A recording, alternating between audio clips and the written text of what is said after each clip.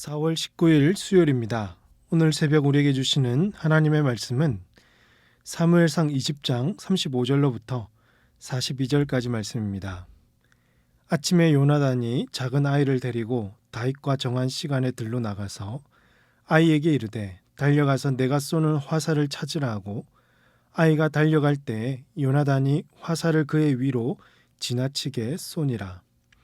아이가 요나단이 쏜 화살 있는 곳에 이를 쯤에 요나단이 아이 뒤에서 외쳐 이르되 화살이 내 앞쪽에 있지 아니하냐 하고 요나단이 아이 뒤에서 또 외치되 지체 말고 빨리 다름질하라 하매 요나단의 아이가 화살을 주워 가지고 주인에게로 돌아왔으나 그 아이는 아무것도 알지 못하고 요나단과 다윗만 그 일을 알았더라. 요나단이 그의 무기를 아이에게 주며 이르되 이것을 가지고 성읍으로 가라 하니 아이가 가매 다윗이 곧 바위 남쪽에서 일어나서 땅에 엎드려 3번 절한 후에 서로 입 맞추고 같이 울되 다윗이 더욱 심하더니 요나단이 다윗에게 이르되 평안히 가라.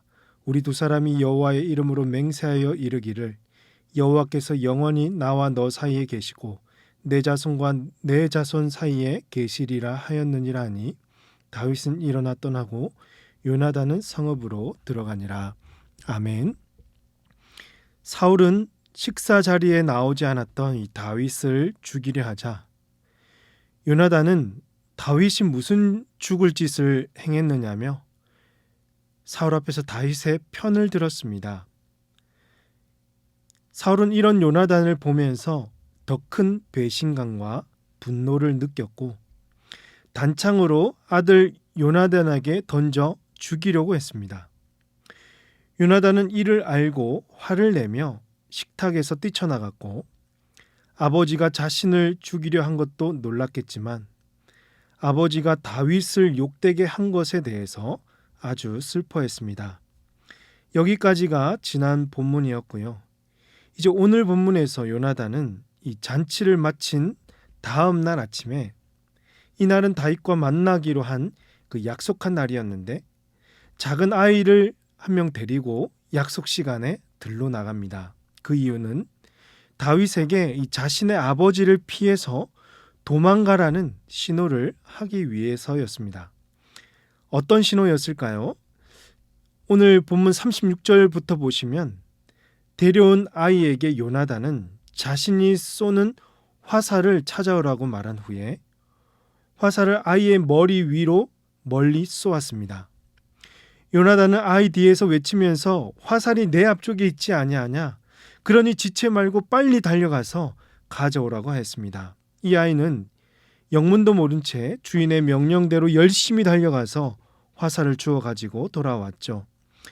이 아이는 주인의 명령에 아무것도 알지 못하고 시키는 대로 했지만 요나단과 다윗은 이미 약속한 것이 있었고 다윗에게 당장이라도 도망가라는 이 신호를 보내면서 사태의 시급함을 알려주었던 것이죠. 그리고 요나단의 은밀한 신호는 이 다윗에게 성공적으로 전달되었던 것입니다. 이처럼 요나단은 아주 긴박한 시기에 다윗과 한 약속을 잊지 않고 철저하게 지키며 다윗이 도망가는 길을 도와주었습니다. 이어지는 20장 40절에서 요나단은 그가 가지고 온 화살을 아이에게 주면서 이것을 가지고 먼저 성읍으로 보내었습니다. 다윗과 마지막 작별의 인사를 하기 위함이었겠죠. 아이가 성읍으로 가자마자 바위에 숨어있던 다윗이 나와서 어떻게 합니까? 41절에 보시면 요나단에게 땅에 엎드려서 3번이나 절한 후에 서로 입을 맞추고 같이 울기 시작합니다. 더욱이 다윗이 요나단보다 많이 울었다고 합니다. 이처럼 3번이나 절을 하는 행위는요, 보통 신하가 왕을 만났을 때나 종이 주인에게 하는 인사와 같은 것인데 다윗이 요나단에게 절을 한 것은 자신을 지극히 사랑해 준 것과 무사히 도망갈 수 있도록 끝까지 도와준 것에 대한 마지막 인사며 요나단을 위한 최선의 존경심을 표현한 것이었습니다. 무엇보다 요나단도 다윗과 헤어지는 것이 슬펐지만 다윗은 더욱 아쉬워하고 가슴 아파했음을 말하고 있습니다. 그리고 마지막 42절에서 요나단이 다윗에게 이르되 평안히 가라. 우리 두 사람이 여호와의 이름으로 맹세하여 이르기를 여호와께서 영원히 나와 너 사이에 계시고 내 자손과 내 자손 사이에 계시리라 하였느니라 하니 다윗은 일어나 떠나고 요나단은 성읍으로 들어가니라 라고 했습니다. 즉 요나단은 다윗을 평안히 보내면서 비록 우리의 몸은 떨어지지만 우리 두 사람이 여호와의 이름으로 했던 맹세는 여전하며 여호와 하나님께서 이 언약의 증인이 되심을 확실히 하였습니다. 이로써 다윗의 궁궐 생활은 이제 끝이 나고 다윗은 사울을 피해 도망자의 삶을 살아갑니다. 요나단은 다윗을 정말 사랑했고 다윗도 요나단을 무척 사랑했습니다.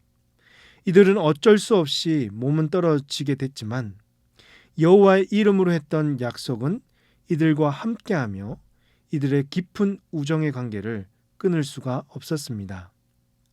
그런데 사랑하는 성도 여러분, 이처럼 요나단이 다윗이 피할 수 있도록 도울 수 있었던 것은 다윗을 향한 특별한 사랑과 그들의 우정도 분명히 있겠지만 하나님이 다윗과 함께한다는 분명한 믿음이 그에게 있었기 때문입니다.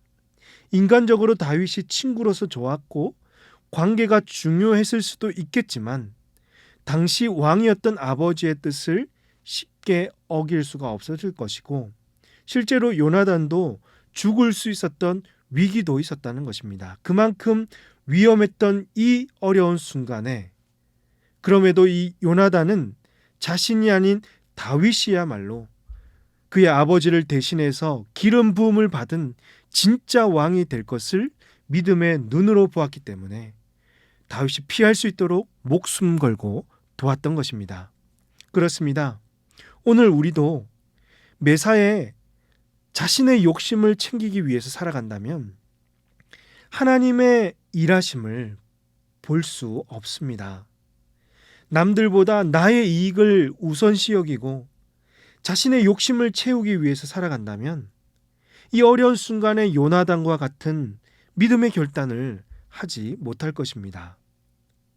매사에 하나님의 시선으로 우리의 삶에서 일어나는 일을 해석하고 믿음의 눈을 들어서 하나님을 신뢰하며 살아갈 때 우리를 통해서 역사하시는 하나님의 그 능력을 경험할 수 있을 줄로 믿습니다.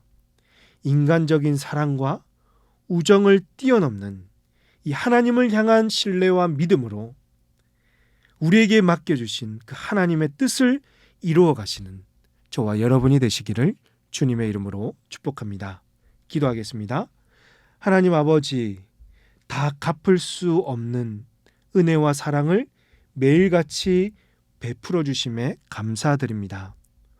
오늘 우리에게 보여주신 이 요나단처럼 인간적인 사랑과 우정을 뛰어넘어 하나님의 일하심과 하나님이 함께 하심을 보게 하시고 결정적인 순간에 우리가 무너지지 않도록 끝까지 믿음의 눈을 들어 하나님의 길을 걸어가는 우리 모든 성도들 되게 하여 주시옵소서.